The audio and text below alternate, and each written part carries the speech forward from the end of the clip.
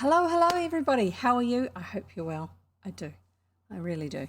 I'm just getting something to close on my phone because it's open and I don't need it to be open when I'm actually reading you stories because it's distracting. Yes. Just filling in a bit of time playing Stardew Valley on my phone. Not played it before. Yeah, I know it's one of those all pixelated farming and accruing things and developing skills, all that sort of wonderful, lovely stuff. But it's not a problem. And I now have my phone showing my stream to me. I have my monitor on the other side, still in the same place. Also doing its proper thing there for me. And I'm just checking to see if it's telling me that my connection is good enough. So far it is. That's good. I just have to paste some information into something. Sorry, now I've got a burp. Right, that's cool. iPad mini time. Yeah, the little black thing against the black background. Sorry, I get coughs from indigestion, and every now and then I just get a little bit of indigestion. That's just the way it is. Right, so what are we up to? We're reading books. We're reading old-fashioned books. The next chapter is Mews from Persia. Not news, but Mews. We'll see how that one goes. I've got a bit of an idea, but I'm not sure. I probably should just check what pictures are ready. I think I've got the right one. Let's see. I'm nearly there. Honestly, I did try to get everything ready beforehand this time. But I had to do a Zoom meeting because I'm going to be hosting some people, one of the people hosting, and the other hosts for the repeat ongoing thing need to know how it works and what it's like and the people involved and all that sort of stuff. And my computer, first of all, wouldn't show me my camera. I had to unplug it and plug it into a different USB port. I'm not quite sure why it did that. It wasn't showing anything wrong, but that's what happened. And then my audio wasn't working. Well, I could hear, but my microphone wasn't working, and I realised I had to actually restart the audio engine for a sound handler that my computer has. Which I don't usually have to do that, but sometimes you have to. It's just the way things go. And then after all of that, I realised that my computer was right in the middle of having done some chunky updates, and it would be a very good idea to get that out of the way before I start streaming. So because of my old computer, which is what I stream from, having an issue, yes, it has issues. My computer has issues. When you restart it, you have to unplug every USB device that is plugged into it. Otherwise it won't restart. It doesn't load into Windows. That's part of what was an indication that there's actually something wrong with it. And it happened a while ago. No particular cause, just the way it is. So, I found the folder for my pictures. It means taking the time, unplugging everything from the back of the computer and then plugging it all back in again, blah, blah, blah, blah. Lots of blah, blah, blah. And then waiting for it and waiting for it and waiting for it. Just checking what the illustration number was. I'm not quite sure if that was one we showed or not. Anyway, doesn't matter because we are ready to read. So I suppose I should introduce myself in case you're new here. Hi, I'm Jev. I read old-fashioned children's books. The ones that your parents and grandparents might have read. Mine did, and I read them myself.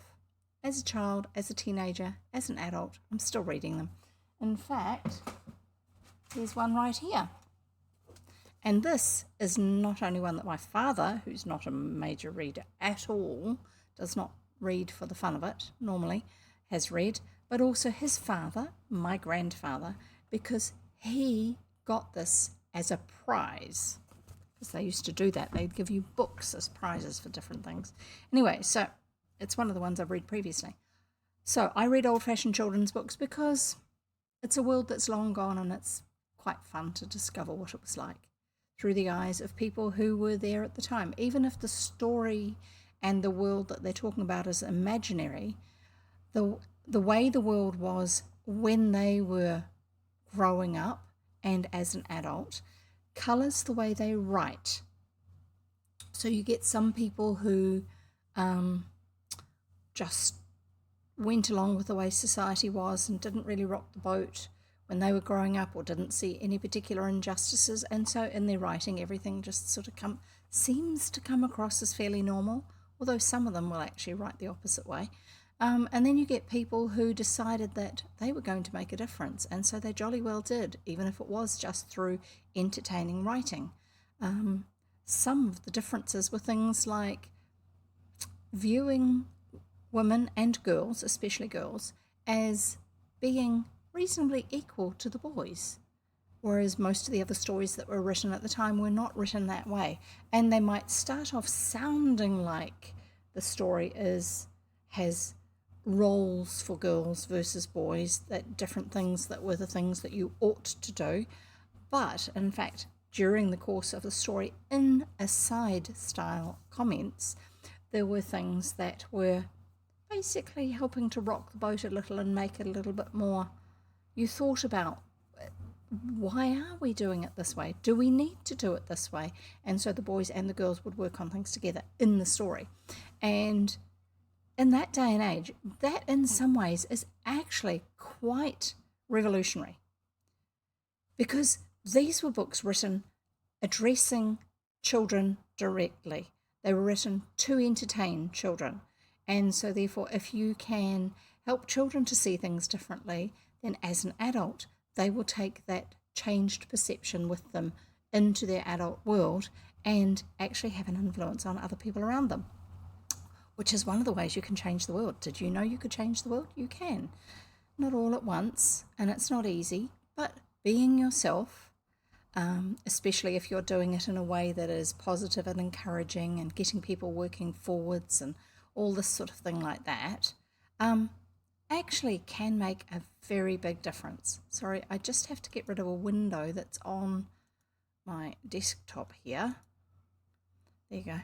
My antivirus must have been running a scan after the restart, and it was telling me there was something going on with one of the things on it, not on the actual hard drive, but on an associated folder. And it's like, on an external hard drive. Oh dear.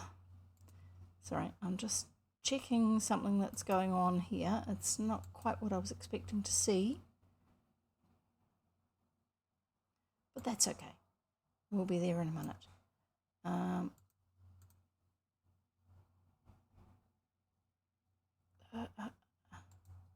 Sorry.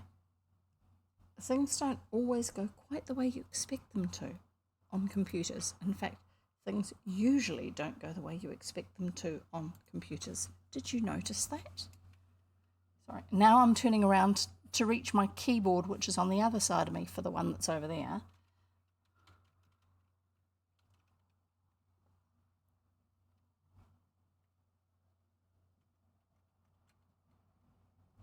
I need to turn it round because the Bluetooth is not talking to it when it has to go through me.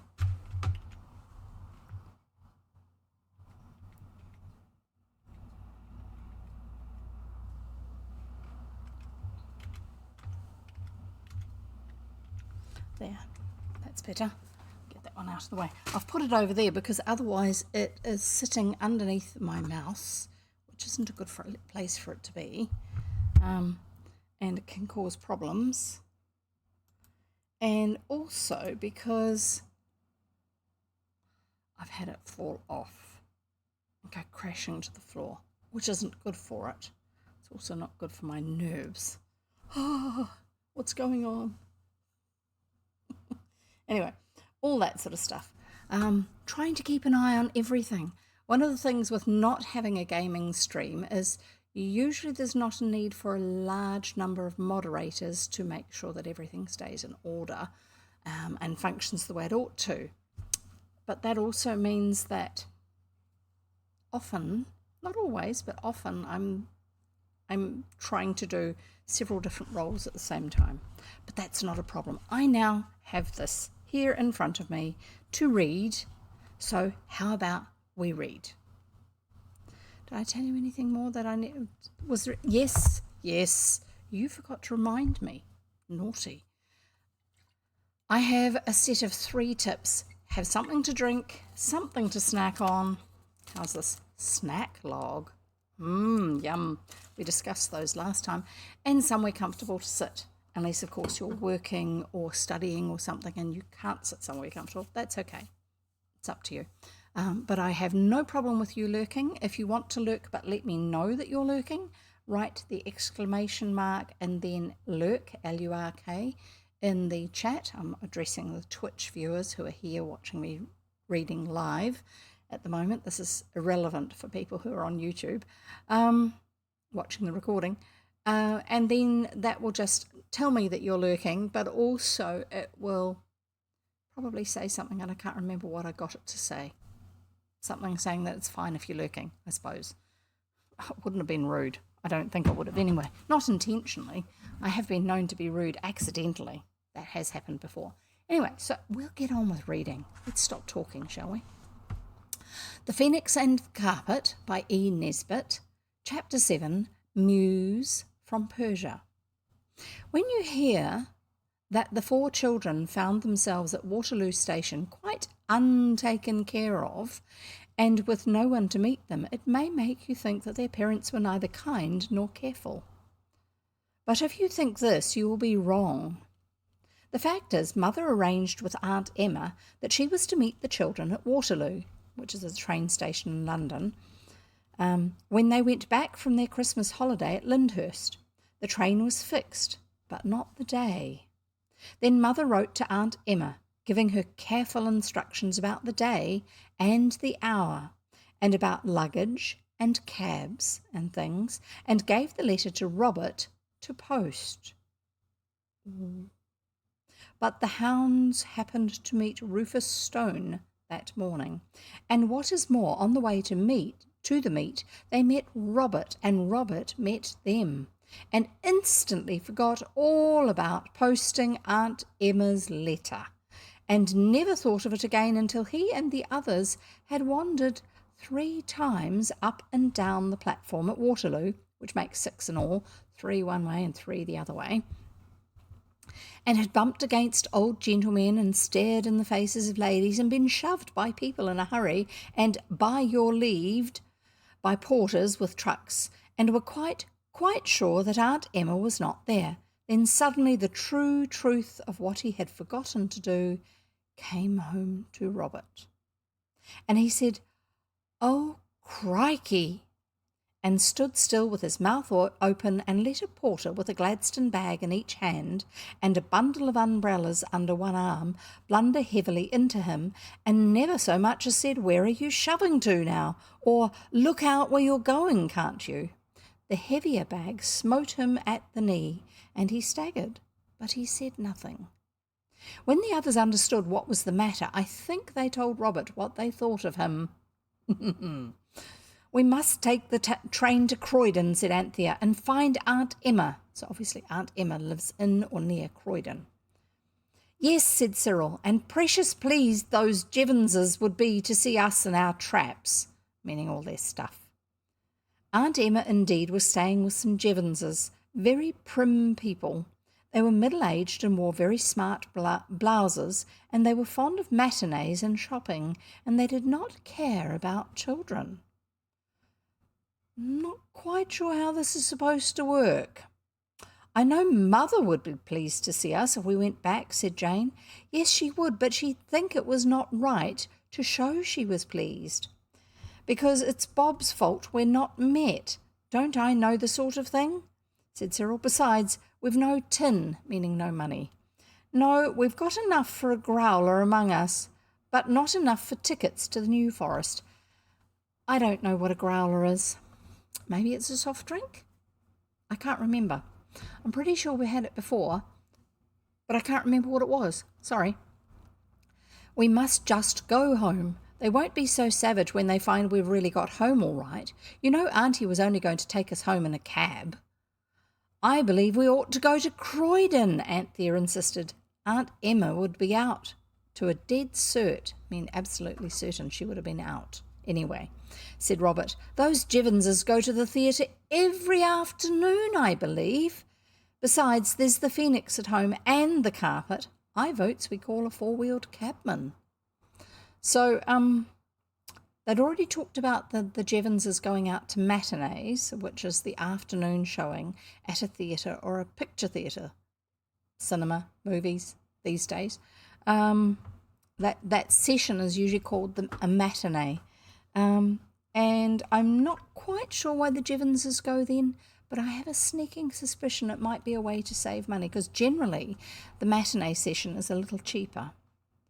A four-wheeled cabman was called, probably because they had so much stuff. His cab was one of the old-fashioned kind with straw on the bottom, and he was asked by Anthea to drive them very carefully to their address. This he did, and the price he asked for doing so was exactly the value of the gold coin Grandpapa had given Cyril for Christmas. This cast a gloom, but Cyril would never have stooped to argue about a cab fare, for fear the cabman should think he was not accustomed to take cabs whenever he wanted them. For a reason that was something like this, he told the cabman to put the luggage on the steps and waited till the wheels of the growler had grittily retired before he rang the bell. Well, there you go, that's what a growler is. It's a four-wheeled cab. You see, he said with his hand on the handle, we don't want Cook and Eliza asking us before him how it is we've come home alone, as if we were babies. Here he rang the bell, and the moment its answering clang was heard, everyone felt that it would be some time before that bell was answered. The sound of a bell is quite different somehow when there is anyone inside the house who hears it. I can't tell you why this is, but so it is. I expect they're changing their dresses, said Jane. Too late, said Anthea. It must be past 5. I expect Eliza's gone to post a letter and Cook's gone to see the time, because Cook doesn't trust the clock in the house, and so she leaves the house and goes up to the end of the road, and then she can see a particular clock that's up there. I'm not sure if it's on not the railway station, on some building up the road, and she can see it there. There's a big public clock, rather than trusting the one in the house. Cyril rang again, and the bell did its best to inform the listening children that there was really no human in the house. They rang again and listened intently. The hearts of all sank low. It is a terrible thing to be locked out of your own house on a dark, muggy January evening. There is no gas on anywhere, said Jane in a broken voice. Gas lights inside the house. That's how they did them. I expect they've left the gas on once too often and the draught blew it out and they're suffocated in their beds. Father always said they would some day, said Robert cheerfully. Let's go and fetch a policeman, said Anthea, trembling. And be taken up for trying to be burglars? No. No, thank you, said Cyril. I heard Father read out of the paper about a young man who got into his own mother's house, and they got him made a burglar only the other day. In other words, it went through the courts. I only hope the gas hasn't hurt the Phoenix, said Anthea. It said it wanted to stay in the bathroom cupboard, and I thought it would be all right, because the servants never clean that out. But if it's gone and got out and been choked by gas, and besides, directly we open the door, we shall be choked too. I knew we ought to have gone to Aunt Emma at Croydon. Oh, Squirrel, I wish we had. Let's go now. Squirrel is Cyril. It's the family nickname for him. Shut up, said her brother briefly. There's someone rattling the latch inside. And everyone listened with all its ears, and everyone stood back as far from the door as the steps would allow. The latch rattled and clicked, and then the flap of the letterbox lifted itself, and everyone saw by the flickering light of the gas lamp that shone through the leafless lime tree by the gate that's the street light gas lamp, a golden eye seemed to wink at them through the letter slit, and a cautious beak whispered, "Are you alone?" "It's the phoenix," said everyone, in a voice so joyous and full of relief as to be a sort of whispered shout. "Hush," said the voice from the letterbox slit. "Your slaves have gone a merrymaking. The latch of this portal is too stiff for my beak, but at the side, the little window above the shelf whereupon your bread lies, it is not fastened." "Right-o," said Cyril, and Anthea added, "I wish you'd met us there, dear Phoenix." The children crept round to the pantry window. It is at the side of the house, and there is a green gate labelled Tradesman's Entrance. So that's the little window above the shelf whereon your bread lies. So that's in the pantry where they store the bread, obviously, not right next to the front door. Tradesman's Entrance, which is always kept bolted, but if you get 1 foot on the fence between you and next door and one on the handle of the gate, you are over before you know where you are. This at least was the experience of Cyril and Robert, and even, if the truth must be told, of Anthea and Jane. So in almost no time, all 4 were in the narrow gravelled passage that runs between that house and the next. Then Robert made a back, and Cyril hoisted himself up. So Robert leaned down, with his hands on his knees probably, and put his back level with the ground, but up above it, so he was able to be climbed on to get up. And Cyril hoisted himself up and got his knickerbockered knee on the concrete windowsill. So knickerbockers are trousers that stop just below the knee, and they're tucked in and fastened there. Concrete windowsill. He dived into the pantry head first as one dives into water, and his legs waved in the air as he went, just as your legs do when you are first beginning to learn to dive. And here we are meant to have a picture, and I've got the wrong one. I don't remember the other one. I must have shown it to you, but I don't remember it. I don't remember it.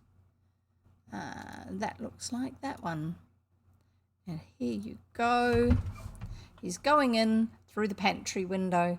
There's his legs sticking out. There's the windowsill. It's a very small window.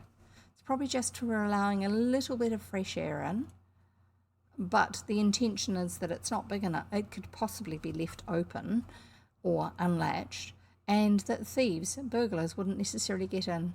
He dived into the pantry head first. There you go, that's what that's saying. So that was Cyril, there's Robert, there's Anthea, and there's Jane. And we'll carry on reading. Actually, I will see if I can get the next picture ready. But I'm not showing it to you yet. He dived into the pantry head first as one dives into water, and his legs waved in the air as he went, just as your legs do when you are first beginning to learn to dive. The soles of his boots, squarish, muddy patches, disappeared. "Give me a leg up," said Robert to his sisters. "No, you don't," said Jane firmly. "I'm not going to be left outside here with just Anthea and have something creep up behind us out of the dark. Squirrel can go and open the back door." That makes sense. They don't need to all do that. And that also, they could have done that with the gate, I think. A light had sprung awake in the pantry. Cyril always said that the phoenix turned the gas on with its beak and lighted it with a waft of its wing. But he was excited at the time, and perhaps he really did it himself with matches and then forgot all about it.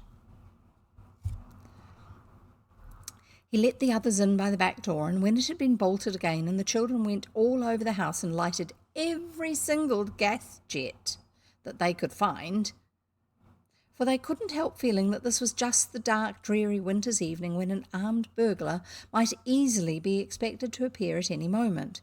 There is nothing like light when you are afraid of burglars, or of anything else for that matter. And when all the gas jets were lighted, it was quite clear that the phoenix had made no mistake, and that Eliza and Cook were really out, and that there was no one in the house except the 4 children and the phoenix and the carpet, and the black beetles who lived in the cupboards on each side of the nursery fireplace. These last were very pleased that the children had come home again, especially when Anthea had lighted the nursery fire. But as usual, the children treated the loving little black beetles with coldness and disdain. I wonder whether you know how to light a fire. I don't mean how to strike a match and set fire to the corners of the paper in a fire someone has laid ready, but how to lay a fire and light a fire all by yourself. I will tell you how Anthea did it. And if ever you have to light one yourself, you may remember how it's done. First, she raked out the ashes of the fire that had burned there a week ago. For Eliza had actually never done this, though she had had plenty of time. So normally in those days, once the fire's out, you clean the ashes out of it, or the excess ashes out of it, so it doesn't stop the fire getting enough air. In doing this, Anthea knocked her knuckle and made it bleed. Then she laid the largest and handsomest cinders in the bottom of the grate. Yeah, kind of like charcoal, but if it's based from coal, then it's not going to necessarily burn well, but it will hold everything up above the bottom of the fireplace and allow air to come in, which will mean that the fire will start to burn better. She laid the largest and handsomest cinders in the bottom of the grate. Then she took a sheet of old newspaper. You ought never to light a fire with today's newspaper. It will not burn well, and there are other reasons against it, mainly probably people wanting to use the paper. Often they're still damp these days because that's part of the way they print them. They don't actually make lead type pieces and put them together to put the ink on the page. They actually wet the page everywhere except where they want the ink to stick, and then they put ink across it, and then it dries out and you have nice clear lettering. That's not why they did it. They did the stuff where you have the little pieces of lead that are all put together and inked up and then pressed onto the paper. An old newspaper is usually a lot drier because it's been sitting in your house for a while, and nobody's going to mind if you use it. And so Anthea took a sheet of old newspaper and tore it into 4 quarters and screwed each of these into a loose ball and put them on the cinders, and then she got a bundle of wood and broke the string and stuck the sticks in so that their front ends rested on the bars and the back ends on the back of the paper balls. In doing this, she cut her finger slightly with the string, and when she broke it, 2 of the sticks jumped up and hit her on the cheek. Then she put more cinders and some bits of coal, no dust. Actually, cinders in this case may be charcoal left over from burning wood in the fireplace. If the fire goes out before it's completely burnt, then it burns out part of the wood and leaves what we call charcoal, which catches a light very, very easily and burns well when you've got enough other fuel around it. No dust, no coal dust. She put most of that on her hands, but there seemed to be enough left for her face, the coal dust. Then she lighted the edges of the paper balls and waited till she heard the fizz, crack, crack, fizz of the wood as it began to burn. Then she went and washed her hands and face under the tap in the back kitchen. Of course, you need not bark your knuckles or cut your finger or bruise your cheek with wood or black yourself all over, but otherwise this is a very good way to light a fire in London. In the real country, fires are lighted in a different and prettier way. But it is always good to wash your hands and face afterwards wherever you are. While Anthea was delighting the poor little black beetles with the cheerful blaze, Jane had set the table for, I was going to say tea, but the meal of which I am speaking was not exactly tea. Let us call it a tea-ish meal. There was tea, certainly, for Anthea's fire blazed and crackled so kindly that it really seemed to be affectionately inviting the kettle to come and sit upon its lap. So the kettle was brought and tea made, but no milk could be found, so everyone had 6 lumps of sugar to each cup instead. I'm wondering if everyone's away because Mother and Father were away and the children were away, and so therefore the servants, the people who work in the house, looking after the housework and the food and stuff, there's no one there to look after, and the house usually will stay basically as it is if you leave it alone.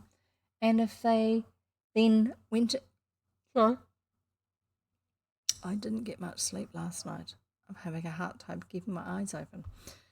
If they then went and had a holiday somewhere else, went and saw relatives probably. So the sound of the fact that there's no milk there, that sounds like they've been away for a little while. The things to eat, on the other hand, were nicer than usual. The boys looked about very carefully and found in the pantry some cold tongue, bread, butter, cheese, and part of a cold pudding, very much nicer than cook ever made when they were at home. And in the kitchen cupboard was half a Christmassy cake, a pot of strawberry jam, and about a pound of mixed candied fruit, with soft crumbly slabs of delicious sugar in each cup of lemon, orange, and citron. It's a type of citrus fruit. It was indeed, as Jane said, a banquet fit for an Arabian night. The phoenix perched on Robert's chair and listened kindly and politely to all they had to tell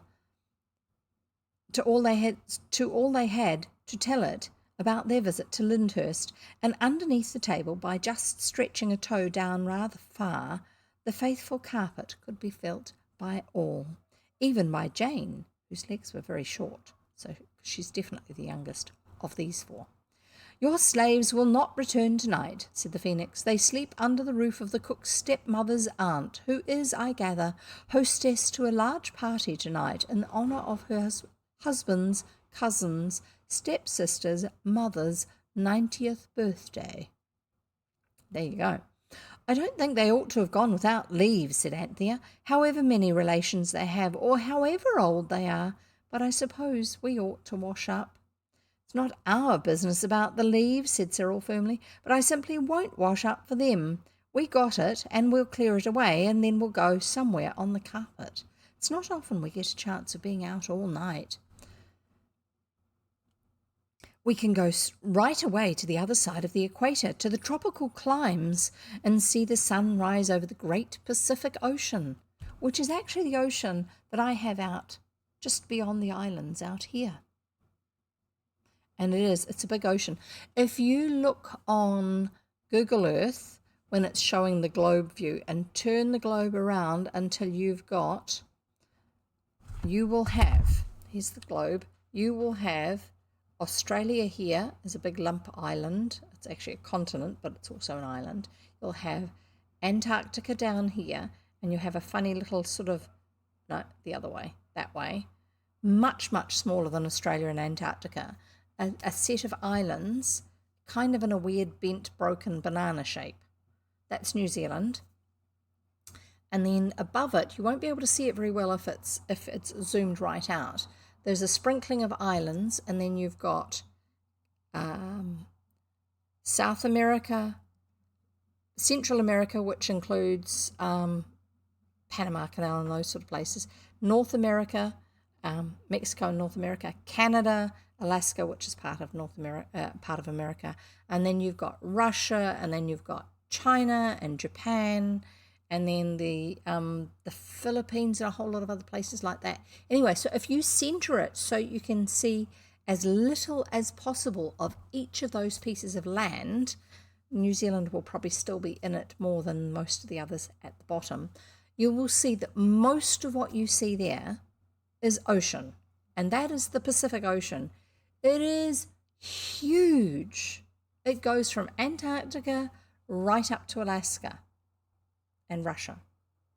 And it goes from, I'm trying to think of what's further across, Thailand and places like that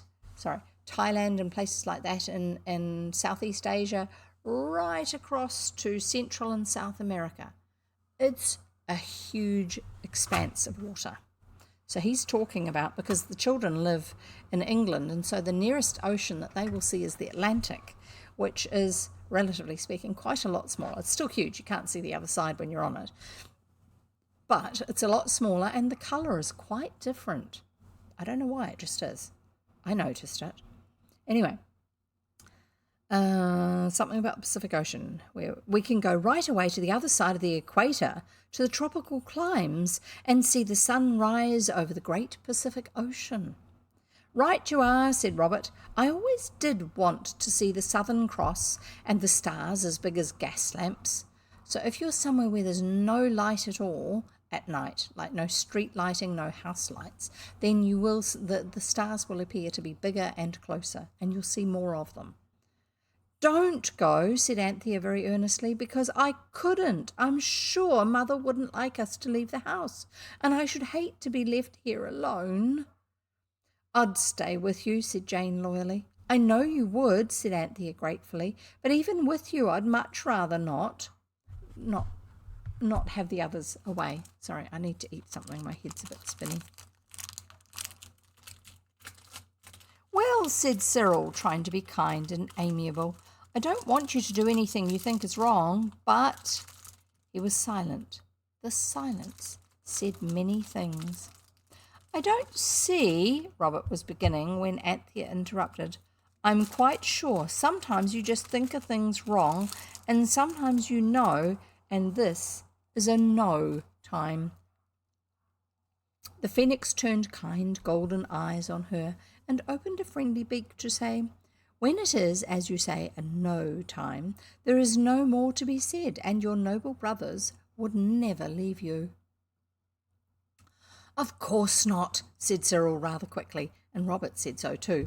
I myself, the phoenix went on, am willing to help in any way possible. I will go personally, either by carpet or on the wing, and fetch you anything you can think of to amuse you during the evening.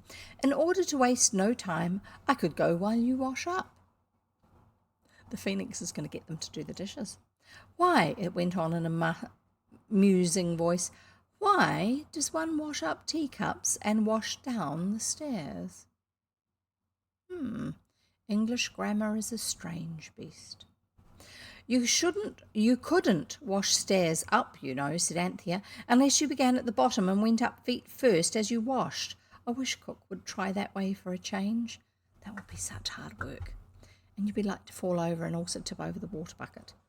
I don't, said Cyril briefly. I should hate the look of her elastic-sided boots sticking up. This is mere trifling, said the phoenix. Come, decide what I shall fetch for you. I can get you anything you like. Sorry, I did get it out to eat it.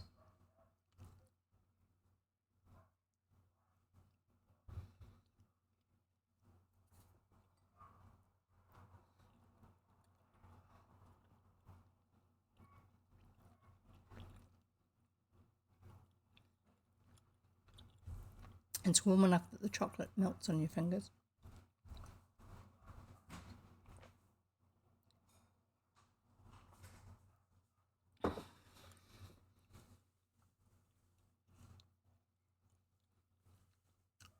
But of course they couldn't decide. Many things were suggested: a rocking horse, jewelled chessmen, an elephant, a bicycle, a motor car, books with pictures, musical instruments, and many other things. But a musical instrument is agreeable only to the player, unless he has learned to play it really well. Books are not sociable. Bicycles cannot be ridden without going out of doors. And the same is true of motor cars and elephants. Only 2 people can play chess at once with one set of chessmen. And anyway, it's very much too much like lessons for a game. Got to work too hard at it. And only one can ride on a rocking horse. Suddenly, in the midst of the discussion, the phoenix spread its wings and fluttered to the floor. And from there, it spoke. I gather, it said, from the carpet, that it wants you to let it go to its old home where it was born and brought up, and it will return within the hour, laden with a number of the most beautiful and delightful products of its native land. What is its native land? I didn't gather, but since you can't agree, and time is passing, and the tea things are not washed up, I votes we do, said Robert. It'll stop all this jaw anyway, and it's not bad to have surprises. Perhaps it's a Turkey carpet, and it might bring us Turkish delight. Or a Turkish patrol, said Robert. I'm not sure what that is. It's probably to do with the war. Or a Turkish bath, said Anthea. Or a Turkish towel, said Jane. Nonsense, Robert urged. It said beautiful and delightful, and towels and baths aren't that, however good they may be for you. Sorry. Let it go. I suppose it won't give us a slip, he added, pushing back his chair and standing up. Hush, said the Phoenix. How could you? Don't trample on its feelings just because it's only a carpet. But how can it do it unless one of us is on it to do the wishing, said Robert. He spoke with a rising hope that it might be necessary for one to go, and why not Robert? But the Phoenix quickly threw cold water on his newborn dream. Why, you just write your wish on a paper and pin it on the carpet. So a leaf was torn from Anthea's arithmetic book, and on it Cyril wrote in large round hand the following: We wish you to go to your dear native home and bring back the most beautiful and delightful productions of it you can, and not to be gone too long, please. Signed Cyril, Robert, Anthea, Jane. Then the paper was laid on the carpet. Writing down, please, said the Phoenix. The carpet can't read a paper whose back is turned to it any more than you can. It was pinned fast, and the table and chairs having been moved, the carpet simply and suddenly vanished, rather like a patch of water on a hearth under a fierce fire. The edges got smaller and smaller, and then it disappeared from sight, like it evaporated. It may take it some time to collect the beautiful and delightful things, said the Phoenix. I should wash down.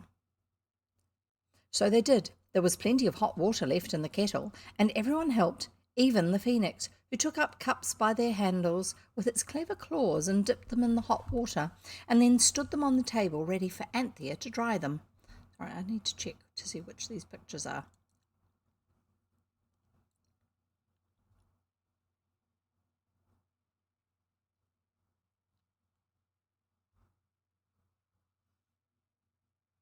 Pretty sure we're meant to have that one next. It's interesting. Some of these chapters have a lot of pictures in, and some of these chapters have almost none or actually none. That one there. I'm pretty sure this is the scene we've currently got. There you go. They're washing the dishes, and the Phoenix is helping. See?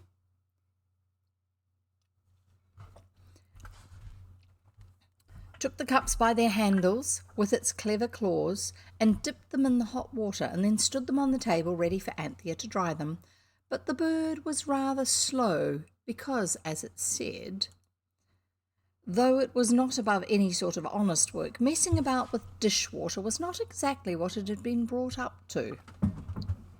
Everything was washed nicely washed up and dried and put in its proper place, and the dishcloth washed and hung on the edge of the copper to dry. The copper is what you did your laundry in. And the tea cloth was hung on the line that goes across the scullery. If you're a duchess's child or a king's or a person of high social position's child, you will perhaps not know the difference between a dishcloth and a tea cloth, but in that case your nurse has been better instructed than you, and she will tell you all about it. And just as 8 hands and 1 pair of claws were being dried on the roller towel, behind the scullery door, there came a strange sound from the other side of the kitchen wall.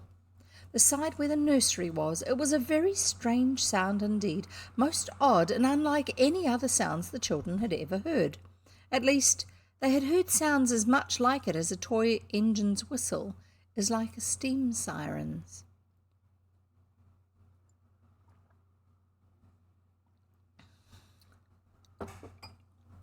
The carpet's come back, said Robert.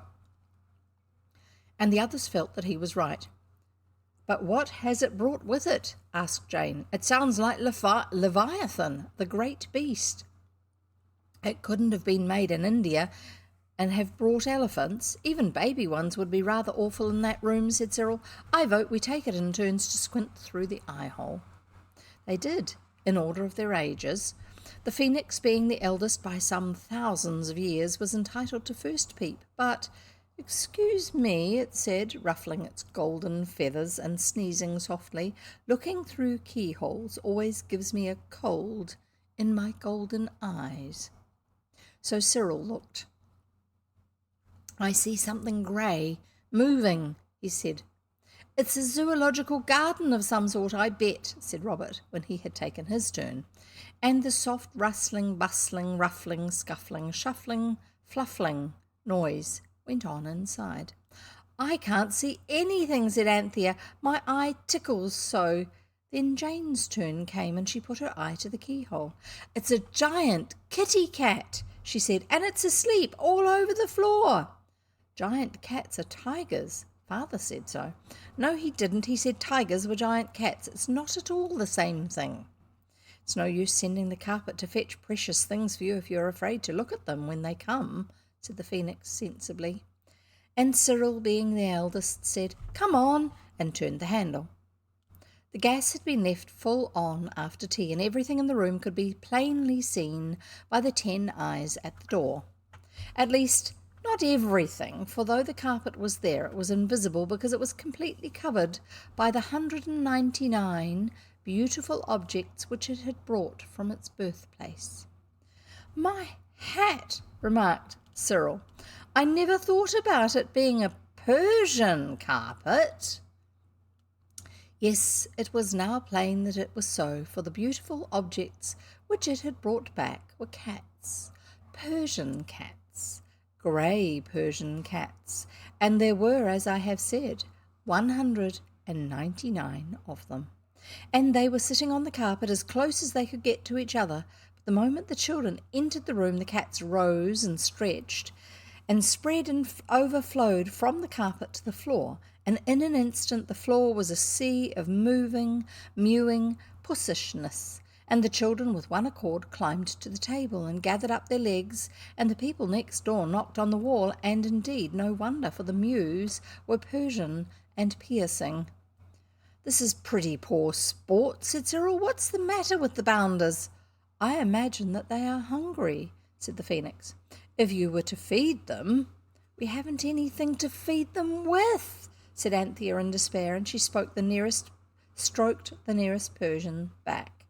"Oh, Pusscat, do be quiet. We can't hear ourselves think." She said she had to shout this entreaty, for the Mews were growing deafening, and it would take pounds and pounds worth of cat's meat. "Let's ask the carpet to take them away," said Robert, but the girls said no. "They are so soft and pussycat," said Jane. "And valuable," said Anthea hastily. "We can sell them for lots and lots of money." Yes, because Persian cats were very rare outside of Persia, which is now part of what is modern-day Iran. "Why not send the carpet to get food for them?" suggested the Phoenix, and its golden voice came harsh and crackled with the effort it had to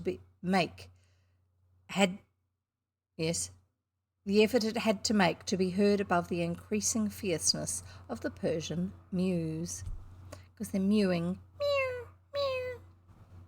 Except it's probably a little bit more piercing than that. So it was written that the carpet should bring food for 199 Persian cats, and the paper was pinned to the carpet as before. The carpet seemed to gather itself together, and the cats dropped off it, as raindrops do from your mackintosh when you shake it, and the carpet disappeared. Unless you have had 199 well-grown Persian cats in one small room, all hungry, you can form but a poor idea of the noise that now deafened the children and the Phoenix.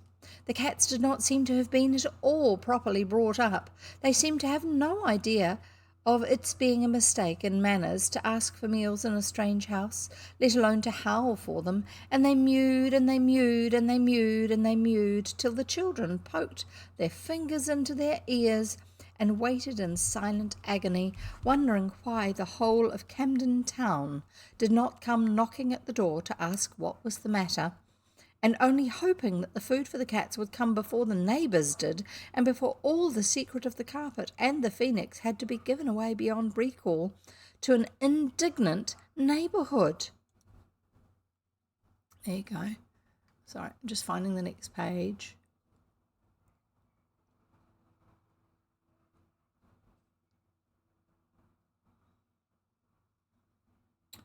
No, I thought it was that. It's not that one. Where are we up to? Sorry.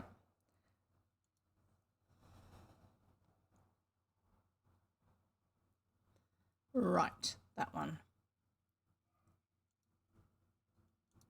I'll show it to you very shortly, I think.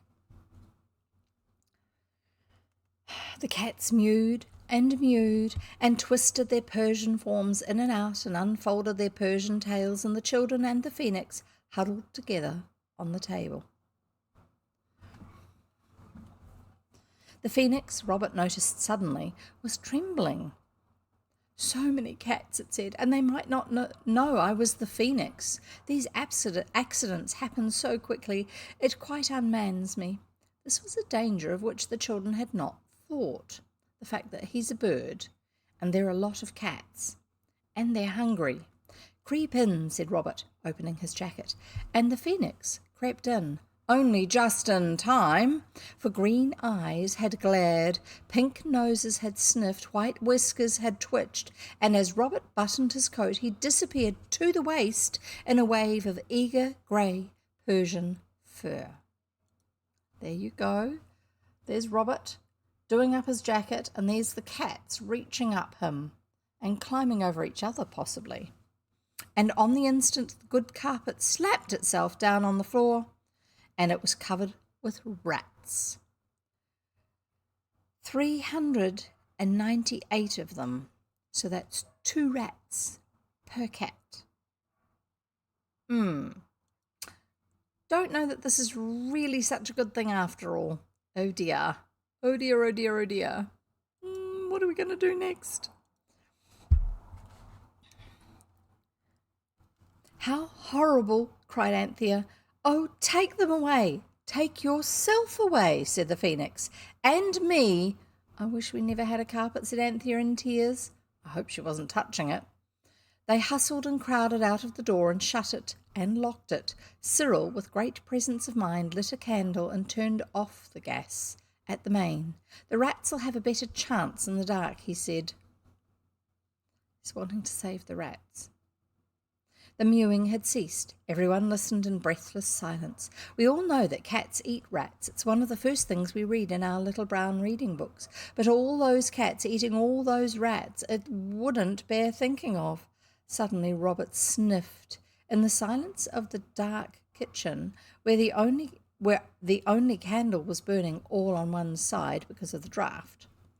What a funny scent, he said, and as he spoke a lantern flashed its light through the window of the kitchen.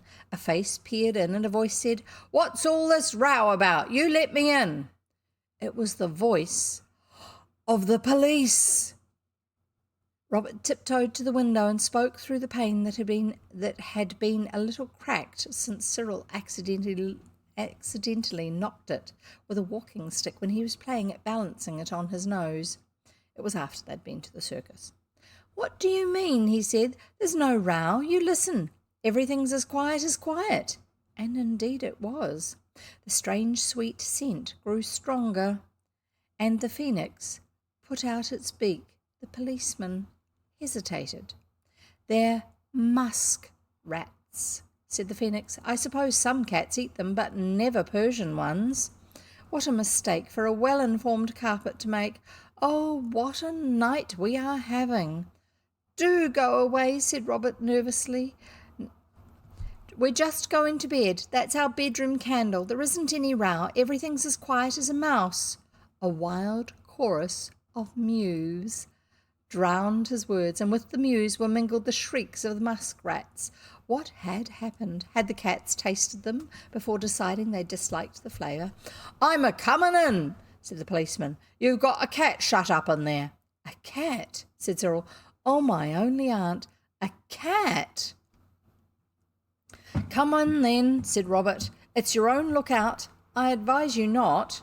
Wait a shake and I'll undo the side gate." He undid the side gate, and the policeman very cautiously came in, and there in the kitchen by the light of one candle, with the mewing and the screaming going like a dozen steam sirens, 20 waiting on motor cars, and 100 squeaking pumps, 4 agitated voices shouted to the policeman 4 mixed and wholly different explanations of the very mixed events of the evening.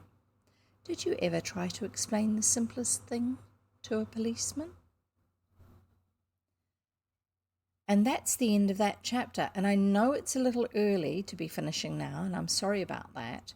But I'm having, as I said, I didn't sleep well last night. I'm having a hard time keeping my eyes open and focused on the page. I think I got about 3 or 4 hours sleep.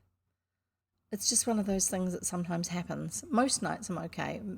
The start and finish time might be a bit odd and I might make in the middle of the night, but I usually get enough sleep, but not last night. Anyway, so I'm looking forward to reading the next chapter because it's actually a sequel to this chapter we've just had, because it's called The Cats, the Cow, and the Burglar. Oh my goodness, that's going to be interesting. I wonder if it's going to start up immediately where we have left off reading. Interesting, very interesting. So, how do you think that one's going to go? I like it when we have chapters that have names on them as well as numbers, because you feel like you're getting this hint as to what's going to happen in the chapter, even if it doesn't quite make sense. And some chapter titles are rather odd, but then once you've read it, if you go and look at the chapter title again, it's like, oh, I can see how that works. That's actually a very clever name for that chapter. Anyway, so welcome, Happy and Carvey. Thank you for being here. Wonderful to have you here. And thank you to everybody else who's also here and listening to the stories. I just want to say that this, if you haven't been here before, I do this. Sorry, I'm just checking to see if there was anything I needed to deal with over on the other monitor. I read aloud like this 3 times a week I live in New Zealand, so it's New Zealand time, Monday, Wednesday, Friday from 3 o'clock in the afternoon onwards, whatever our local time is. So whether in summer it's daylight savings time, in winter it's not. And if you use something like timeanddate.com, you can find out what time that is. Also, it's on my Twitch schedule, which will show you the time that I'm going to be reading and the day that I'm going to be reading for your time zone. So you don't have to work it out. But if you want to be a little bit fancy and work it out, you can. The stories that I read out stay live on Twitch for 2 weeks, and then I transfer them to YouTube. I will have trimmed off the overlay, so it's just the video window, so you won't see any of what's written in the chat box, because YouTube has its own system where you can leave a comment under a video. So if you have missed the beginning of a story, you might have to wait a little while depending on how long ago I started reading it, but you'll be able to catch up on it over on YouTube, and I'll give you the link for that just in case you haven't seen it in my profile down below. If you're on a mobile phone, you quite possibly haven't. Sorry, I just banged my microphone with my fingernails. Sorry. Yes, I know my keyboard's loud. If you're on a mobile device watching Twitch, streaming on Twitch, then it won't show you, while I'm still live, it probably won't show you what my profile is, which has the links for places like where I am on Twitter. It also has the YouTube link. But if you follow the link, which is now in the chat, you'll be able to go and listen to some other stories that we've read. Bookmark it so you know how to find it again, and subscribe. It's free. Why not? And if you hit the notification bell on it, it will tell you every time I put up a new video, which will be a transfer of the one from here that I've been reading. And if you're on Twitch listening to this, follow me, and then Twitch will notify you when I go live. It's just a casual, fun, relaxed sort of thing. Yes, I'm quite used to people who lurk. It's normal with reading a story. If you think about it, you sit and you listen while somebody else is reading. You don't actually spend all your time chatting. But I'm quite happy for people to chat with each other in Twitch, in the Twitch chat. And when I'm reading a book that has shorter chapters, I will also chat with anyone who's here in the chapter breaks, as well as at the beginning and at the end when I'm explaining things, but also go off on long rambles. Generally, I don't talk to people in chat while I'm in the middle of a chapter, unless it's something that's specifically relevant, like somebody is telling me something that they know or they've seen or they've done that is specifically relevant to what I've been reading about. Sometimes it will be because someone's looked up the definition of a word or when the book was published, like we had the other week. This book was published in 1904. There you go. That's the Edwardian period, which is after Queen Victoria had reigned. And so the dresses that the girls were wearing were quite floofy in some ways. They wore those big floppy, sort of fluffy hats. A little bit different to what the Victorians were wearing.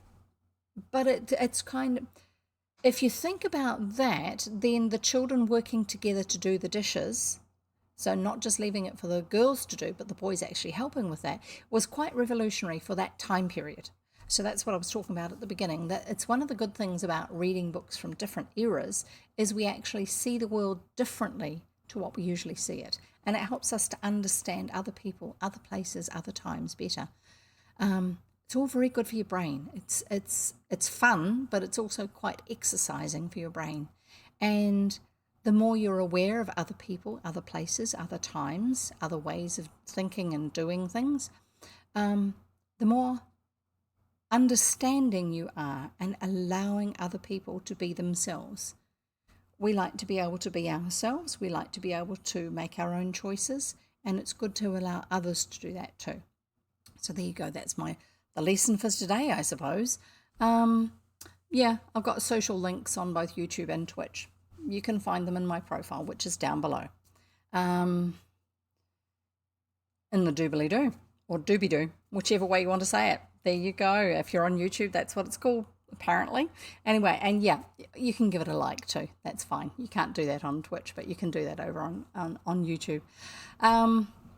I'm open to donations, which actually aren't donations. They're just monetary gifts because there are no refunds and you don't get a tax refund on them.